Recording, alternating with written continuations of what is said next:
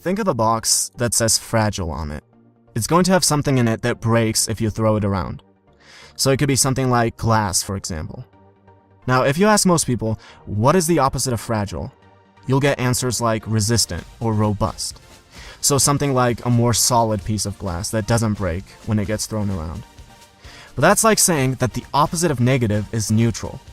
The opposite of fragile is not robust, it's antifragile, meaning a structure that gains from disorder, that gains from being kicked around. The way I like to think about it is, every time you kick the anti-fragile box, the glass inside doesn't break, doesn't simply resist, but turns a little bit more into a diamond. The more you kick it around, the stronger the diamond gets. My first 2 years at the Air Force Academy, I wasn't allowed to own a car. And the only way I could ever leave was if an upperclassman let me use their car. And I remember it would be the weekend, and I would tell my friends, hey, let's borrow a car from someone and leave. And they'd say something like, everyone's already left. We can't get a car. No one who's here lends it out.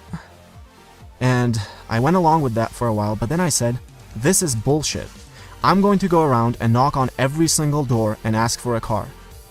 And by the end of the night, I had a car, but I also realized why everyone always had some kind of a rationalization for why there were no cars available.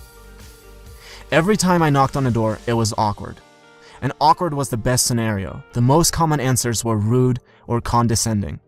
But the more doors I knocked on, the more awkward situations I put myself in, the more condescending the comments, the more I got made fun of, the less I started to give a shit, and I almost always ended up with a car. I wasn't a glass that was going to break. I wasn't simply resisting being broken. I was turning into a diamond with every door that I knocked on. Being anti-fragile is being alive. You should crave being kicked around. You crave it because the more you get kicked around, the more you know that you're turning into that diamond. Now you might say, are you some kind of a masochist? Who wants to crave being kicked around? Well, here's my question. When you go to the gym and you're on your 8th rep and you have 4 more to go to failure, do you stop and say, well, I'm not a masochist. I will cease the lifting process now because I'm starting to feel discomfort? Hopefully not. So why are you only applying that to just one aspect of your life?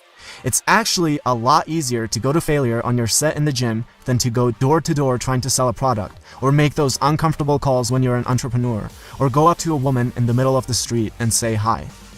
I know this because I had plenty of friends who went to failure in the gym, no problem, who squatted 3 times as much as I did, but could never go door to door asking for a car. Apply being anti-fragile to every aspect of your life. Start craving that disorder around you. Getting 1,000 negative comments since I started this channel has been one of the best things that has ever happened to me. Literally one of the best things. I remember when I first started, I told myself, oh, I don't care about external feedback. That doesn't affect me. I'm completely detached from that. And then I started to receive that negativity, and sometimes it would get to me. It really would, even though I knew it shouldn't.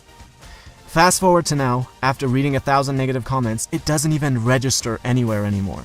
I just laugh and keep doing what I need to do.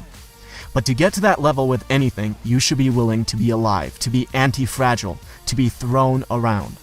And the more you subject yourself to being thrown around, the more that fragile glass turns into a beautiful diamond.